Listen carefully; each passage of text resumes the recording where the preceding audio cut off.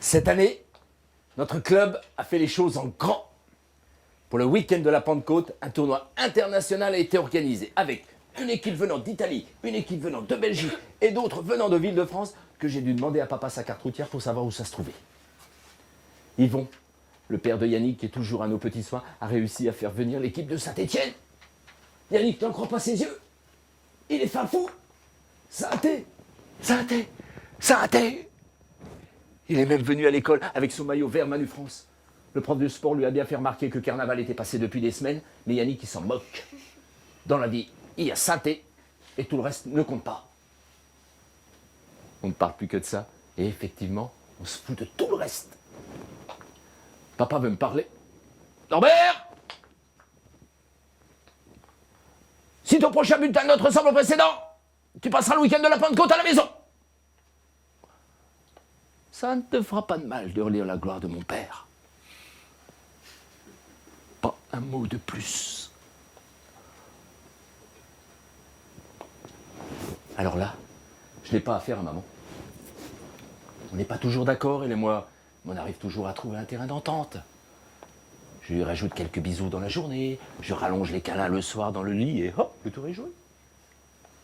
Mais dans les moments critiques, elle fait appel à l'autorité supérieure. Et là, c'est plus compliqué. Un papa, ça ne s'achète pas avec un bisou.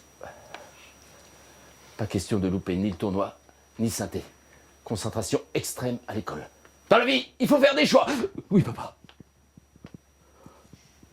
Le tournoi arrive enfin. Un tournoi, c'est un monde à part. C'est 3 jours de foot non-stop, sauf la nuit. C'est 8 équipes. C'est plein de footballeurs qui courent partout. C'est plein de spectateurs aussi. Un tournoi, c'est l'odeur du gazon coupé. Et c'est aussi l'odeur des merguez et des saucisses qui cuisent sur un immense barbecue. Tout le monde en mange. L'odeur des frites se répand au gré du vent. Et comme on joue plusieurs matchs, on boit plus souvent du pchit orange. L'équipe de Saint-Étienne arrive dans un car tout vert. Nous, quand on se déplace, c'est 4 voitures qui se suivent. Je monte toujours dans la Peugeot blanche du père de Yannick, toujours à la même place. Personne n'oserait venir me contester ma place. Les joueurs descendent du car et avec Yannick, on les observe de loin. Des enfants de notre âge avec le maillot de Saint-Étienne. Pour nous, c'est quasiment des extraterrestres. On doit se passer pour le croire. On regarde comment ils sont faits. Si ça se trouve, ils ont 3 pieds et leur gardien de but à 6 mains. C'est sûrement comme ça chez les enfants pros. Nous sommes fascinés. Mais le plus dur, c'est de ne pas leur faire voir. On ne tout de même pas leur montrer ni qu'on les admire, ni qu'on a peur de prendre une bonne raclée quand on va jouer contre eux. Quand on voit qu'ils n'ont que 2 pieds et 2 mains, comme nous, avec Yannick, on se tape dans la main et c'est décidé. On les bat et c'est Yannick et moi qui repartons pour Saint-Étienne à la place de l'avant-centre et de l'ailier droit. Et les 2 places au fond du bus, c'est pour Yannick et pour moi, on ne fera aucune concession là-dessus. Par contre, tout ça, ça s'organise. Yannick a prévu un petit cahier pour qu'on n'oublie rien. Alors, les 2 places au fond du bus. Ouais, c'est bon, c'est pour toi et moi, il n'y a pas de problème. Ok. Nos sacs de foot, on en fait quoi? Dans les malles du car. Pas de problème, ça c'est réglé aussi. Pour l'hébergement, il y a un souci. Je ne peux tout de même pas imposer à ma sœur de partager sa chambre avec un inconnu.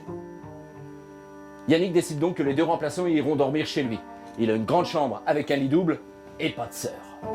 Et puis, sur les murs de la chambre de Yannick, il n'y a que des posters de l'équipe de Saint-Étienne. Les 2 remplaçants seront comme chez eux. C'est quand même vachement sympa de notre part, non? C'est vrai qu'ils auraient bien mérité de goûter la crème pâtissière aux petits gouttes brûlées. J'ai demandé à maman qu'elle vienne montrer à la mère de Yannick comment on laisse cramer sa crème pâtissière. Alors, pour les repas, pour le dessert, je vais insister auprès de maman pour que d'ici la fin du week-end, j'ai ma crème pâtissière. Je vais lui piquer une boîte de Tupperware, un Iverac du feu tellement elle en a, et puis je renverrai par la poste. Ma grand-mère va me donner des malabars de sa réserve secrète que je sais très bien où elle les cache. Pour le dessert, on est pareil.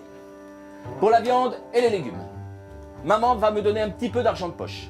Je vais acheter autant que je vais pouvoir de sandwichs à la merguez et de frites, de quoi tenir jusqu'à ce que je sois au centre de formation de Saint-Étienne où je serai nourri logé. De son côté, Yannick prendra des sandwichs avec de la saucisse parce que les merguez ça pique, dit-il. Cette année, Les cerises sont en avance, il y a un énorme cerisier dans son jardin. Je sais où se trouve la réserve de Pchit Orange, on n'en prendra rien qu'une bouteille pour en laisser aux copains. Il ne reste plus qu'à en parler aux parents. Yannick est sûr de lui, ça ne posera aucun problème, ça ne posera aucun souci. Son père ne parle que de synthé dans toutes ses phrases, il ne parle que de ça, il n'y a que ça qui compte pour lui, ça ne posera aucun problème, il faut juste qu'il check avec sa mère que son maillot vert Manu France soit propre et repassé pour le jour du départ. Pour moi, ça risque de coincer aux entournures.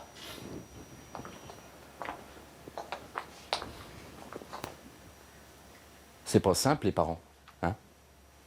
Les mamans, ça s'accroche. Ça veut garder ses bisous plus forts. Ça adore vous passer votre maillot pour que vous soyez beau avant d'aller dans la boue. Les papas, ça adore dégommer les petits soldats dans le couloir. Et je suis sûr que ma soeur va refuser de jouer avec lui. Tant pis pour lui. Il l'aidera à coiffer ses poupées. C'est un très bon coiffeur, papa. Je sais que je vais leur provoquer un énorme chagrin, mais ma vie est là-bas, dans la ville verte. Papa est foot, il comprendra, hein. Et si lui il comprend, il n'y a pas de raison que maman ne comprenne pas. Hein? Et puis, elle aura pu repasser mon maillot, ça lui fera tellement moins de travail. C'est ma dernière nuit passée à la maison. Je respire fort l'odeur des draps parce que maman, elle met toujours quelque chose qui sent bon dans la lessive. Et au centre de formation de Saint-Étienne, il n'y a pas de maman, donc sûrement rien qui sent bon dans les draps. Je me colle une dernière fois à mon nounours parce que je vais devoir le laisser là. Un avant-centre de l'équipe de France avec un nounours, ça craint.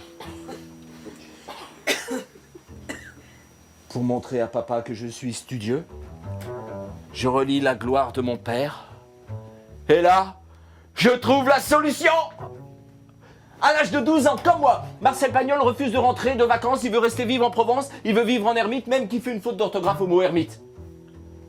Pour ne blesser personne, Marcel Pagnol laisse une lettre à ses parents sur la table. Il était malin, Marcel Pagnol! Alors, moi je décide de faire comme lui. Je me cache sous ma couverture avec ma lampe de poche. J'arrache une page à mon cahier de français qui ne me servira plus, vu que je ne vais plus étudier que le foot. Et je commence ma lettre.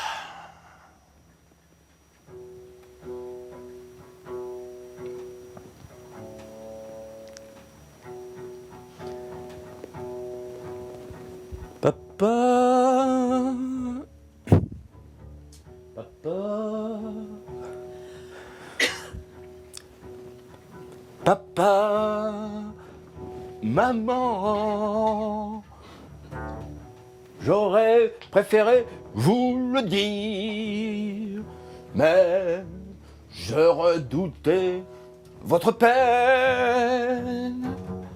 Dans ces cas-là, vaut mieux écrire. Je vais jouer contre Saint-Étienne. Je me suis tellement entraîné qu'on va les battre comme des brindilles.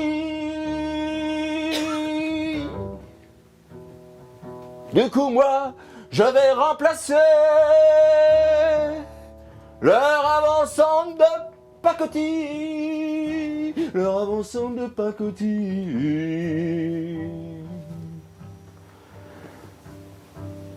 Papa, je suis sûr que tu comprends qu'il faut que je me sacrifie. Tu me répètes tout le temps qu'un avant-centre est un messie, qu'un avant-centre est un messie. Vous me verrez à la télé, je parlerai tout le temps de vous. Tout le monde saura que vous êtes parfait. À chaque but, je vous ferai un coucou. Chaque but, je vous ferai un coucou.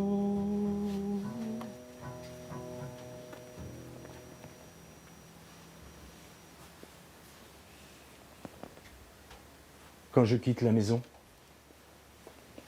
j'ai la petite boule dans la gorge, celle qu'on doit cacher. Maman est surprise de me voir embrasser ma sœur, du coup, elle me fait un énorme câlin. Je lui vole une dernière fois son odeur. C'est mon truc, les odeurs. La lessive dans les draps, la crème pâtissière de maman, le camphre sur les cuisses de papa, l'odeur du pain des Landes dans sa voiture.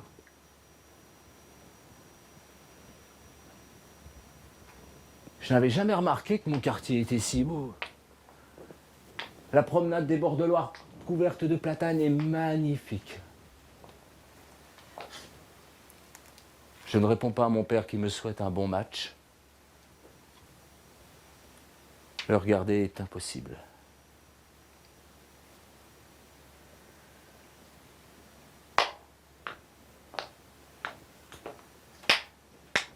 Finalement, Yannick a lui aussi opté pour la lettre sous l'oreiller. C'est plus simple. Et puis tu la fermes, sinon c'est un bourre-pif.